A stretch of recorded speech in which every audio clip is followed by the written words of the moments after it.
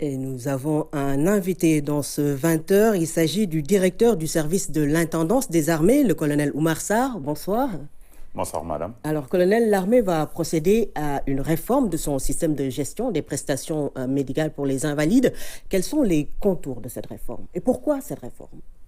Merci, madame. Je commencerai d'abord par souhaiter en ce mois béni de Ramadan faire mes meilleures prières pour nos concitoyens. En tout cas, réitérer aux militaires engagés en opération extérieure comme ceux qui sont sur les théâtres intérieurs l'engagement du soutien moral du chef d'état-major général des armées à les accompagner durant toute leur mission.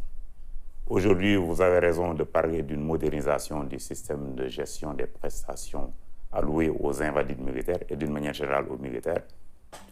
Cette opération s'inscrit simplement dans la dynamique mise en place par l'État dans le cadre de la modernisation des services publics.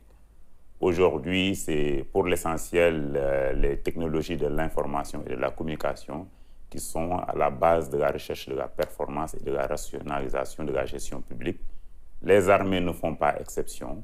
On a mis en place un ensemble de systèmes pour mieux gérer les ressources humaines, pour aujourd'hui passer à la numérisation des archives, mais également faire de nouvelles cartes d'identité militaires à puce et même les dossiers médicaux des militaires sont aujourd'hui informatisés.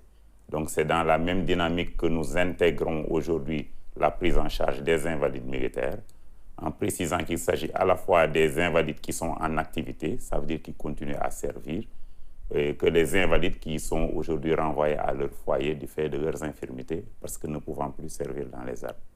Donc notre objectif est d'améliorer la condition militaire, de leur faciliter l'accès aux soins, d'éviter les déplacements longs et prolongés aux invalides qui vivent des situations difficiles pour avoir versé leur sang pour défendre leur pays.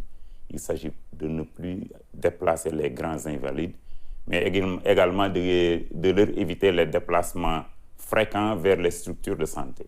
Aujourd'hui, un invalide pourra avoir une prise en charge sur une seule prescription de 3 à 6 mois. Cela va beaucoup, en tout cas, aider ceux qui ont une mobilité amoindrie et ça servira à mieux améliorer leur prise en charge sociale.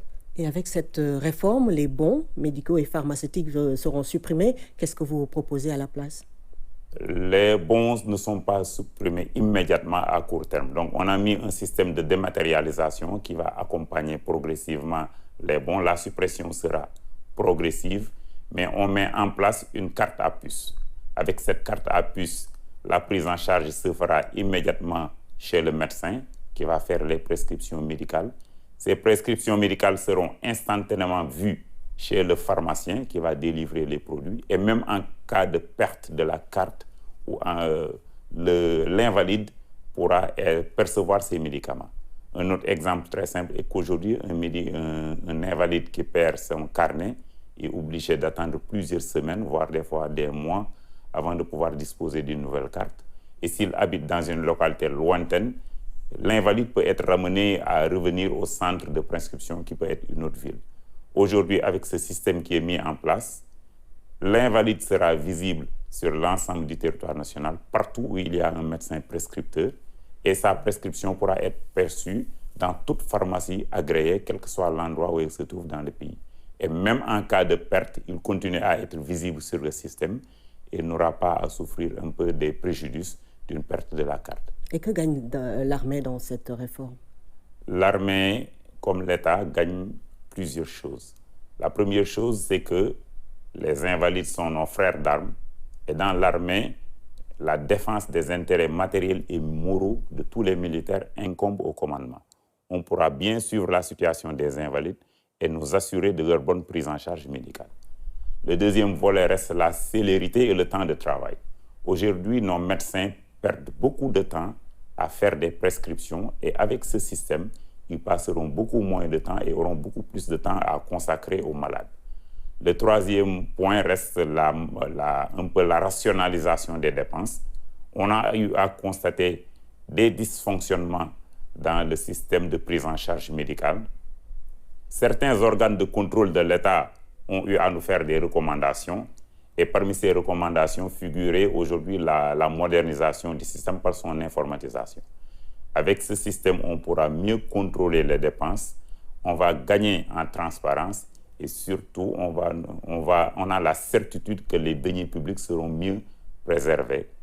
Dans ce cas, les invalides maintiennent tous leurs droits acquis parce que la prise en charge prévoit que l'invalide soit soigné, quel que soit le coût de ces soins.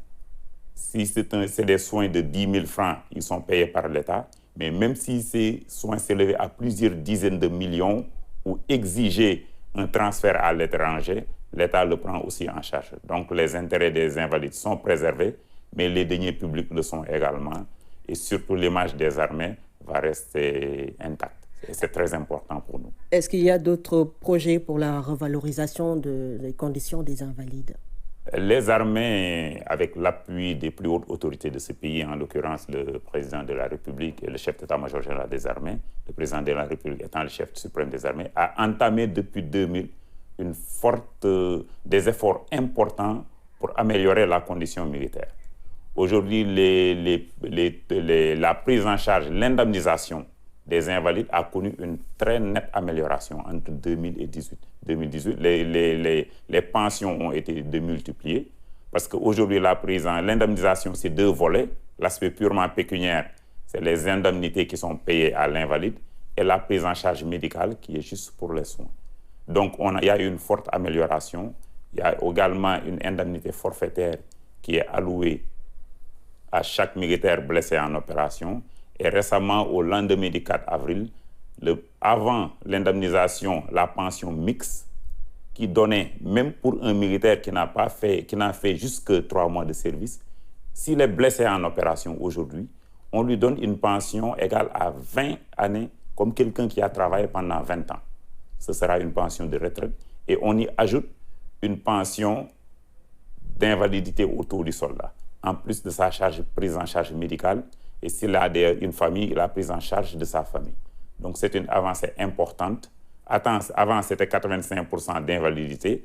Récemment, le chef suprême des armées a introduit une loi et en cours pour ramener ce seuil à 10%, ça qui va prendre en compte que la quasi-totalité des invalides qui ne sont plus en activité. Merci, colonel Sarr, pour toutes ces informations. Je vous remercie, madame, et encore une fois, je tiens à rassurer nos camarades blessés en opération. Les armées veilleront à la défense de leurs intérêts matériels et moraux et les armées continueront à les accompagner. Merci, colonel Oumar Sarr, le directeur du service de l'intendance des armées, notre invité ce soir.